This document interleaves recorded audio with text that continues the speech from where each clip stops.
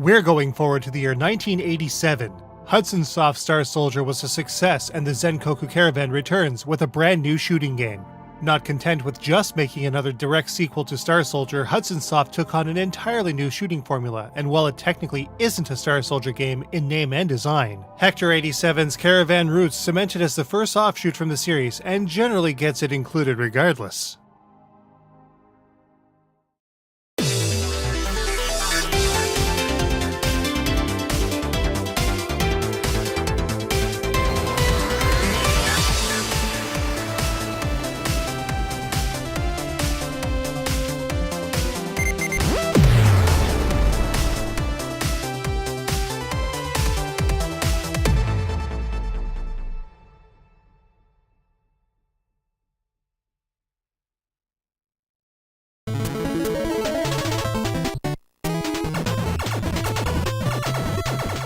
Hector 87 was released in 1987 as the third official Zenkoku Caravan official software. It was developed and published by Hudson Soft in Japan and North America.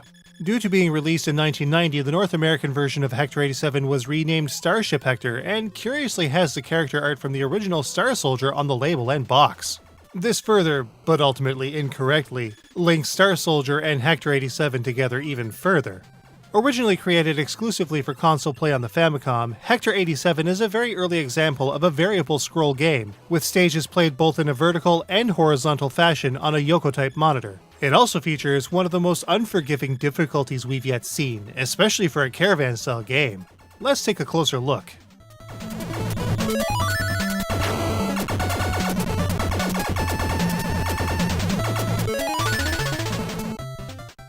Hector 87 is played over the course of 6 long stages, complete with unique bosses at the end of each. What really sets it apart from other Caravan shooters is its variable scroll direction. Stages 1, 3, and 5 are vertical scrolling stages, while 2, 4, and 6 are side-scrolling. This was a pretty novel feature early on, though others like Moero Twin Bee follow the same basic progression, and also actually predates Hector 87. Hector 87's gameplay is pretty straightforward. Players move their ship, known as the NOAA, around the screen with 8-way control. The B button fires the NOAA's light particle gun to deal with aerial foes, and the A button will launch a ground-attacking bomb known as the Cluster for taking out terrestrial opposition.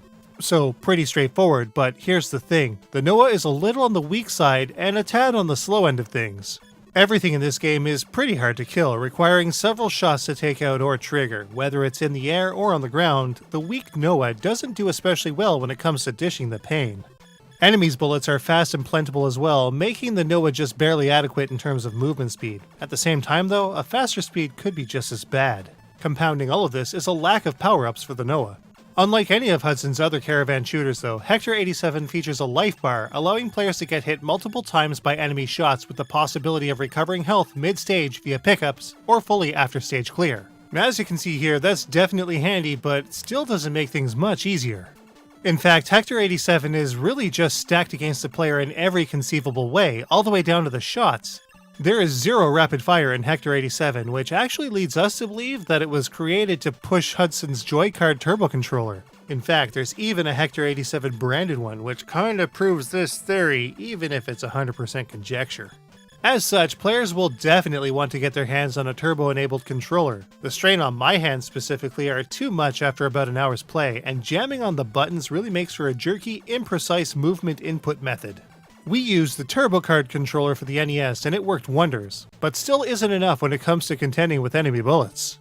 There are ways to deal with a lot of the opposition you'll be contending with though, especially on the ground. There are several points in the vertical scroll stages where the ground can be hit to reveal a weak point.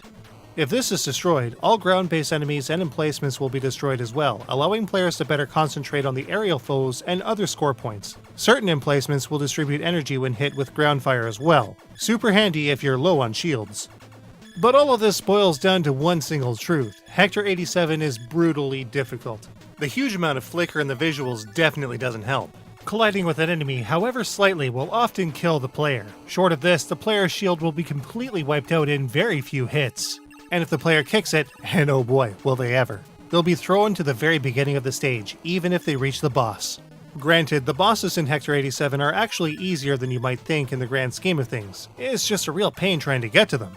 2 additional timed caravan modes are also present in Hector 87, a 2-minute game and a 5-minute game.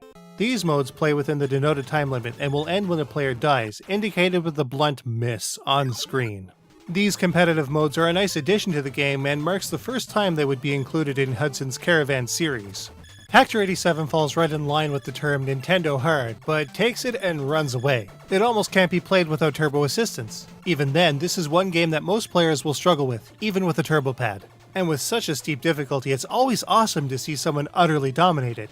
Its challenge is such that there's actually a ton of gameplay to be had here through practice alone, so as long as the player has the patience for it, it's good to go.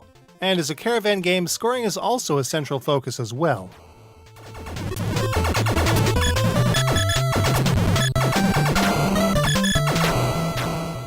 On the whole, Hector 87 is pretty simple stuff in terms of scoring. Just destroy as much as you can and you're good to go. Enemy destruction makes up a good portion of Hector 87's scoring, but as with all of Hudson's caravan shmups, there's definitely more to getting the highest scores.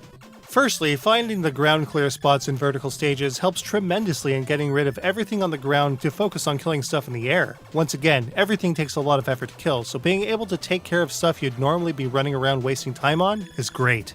But there are other points that can be uncovered to reveal books.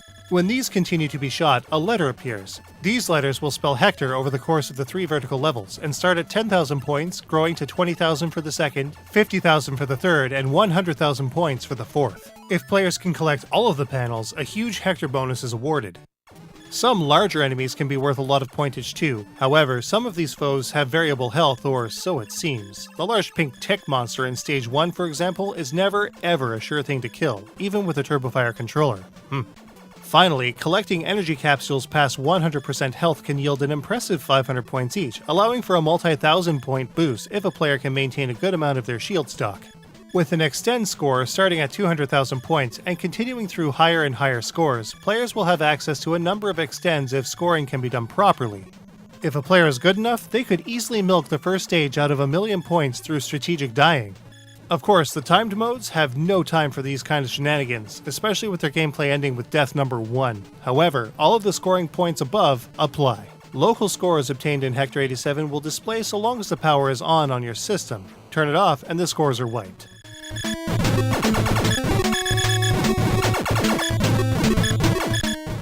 "1987 was an okay year for 8-bit games. A number of titles like Dragon Quest II, Final Fantasy, Metal Gear, and Punch-Out all came out the same year. Hector 87 feels a little on the old side by comparison, but is quite a step up from the previous year's Star Soldier in every respect. Visually, each stage has a distinct look and feel that make it much less samey going through it than Star Soldier did. The sprites and backgrounds employed are decently detailed, and with the exception of some flicker and slowdown, is handled well by the Famicom and the NES. There are key differences in the title screen between Hector 87 and the North American Starship Hector, but otherwise everything else is identical. With a simple UI in both the Japanese and North American versions, there's no way to get lost in the game's menus. The biggest leap is definitely in Hector 87's sound. With well-composed, distinct tracks from stage to stage and an excellent proper boss theme, the OST in Hector 87 definitely shines, even if tracks are reused. The sound effects themselves leave a little bit to be desired, with some odd-sounding explosions, but on the whole, they work.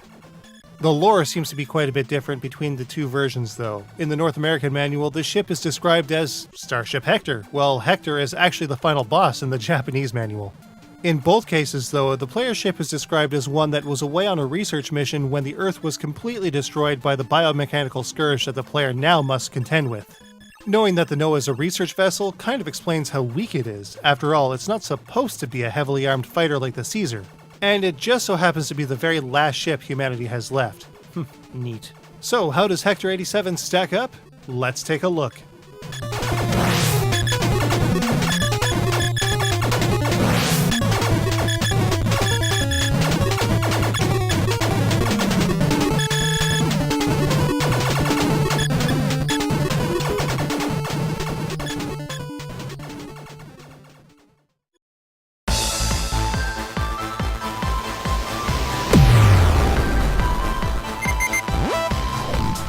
Control-wise, Hector 87 is punishing without the right physical equipment to play it with. A turbo controller is pretty much essential to make any solid progress.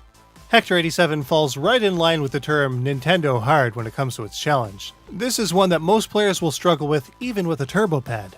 Hector 87 might only be 6 stages long, but dying and having to restart the entire level again can make things unexpectedly long, in a kind of bad way. Hector 87 has decent enough visuals for 1987, though some games of the era, especially Salamander, definitely outclass it.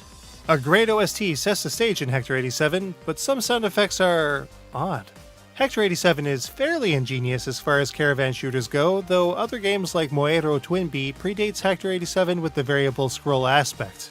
Both Hector 87 and Starship Hector can be had for next to nothing loose. With such a low price and gameplay that ends up being some of the most legitimately challenging on the NES and Famicom, Hector 87 has a decent amount of value, for those with the patience.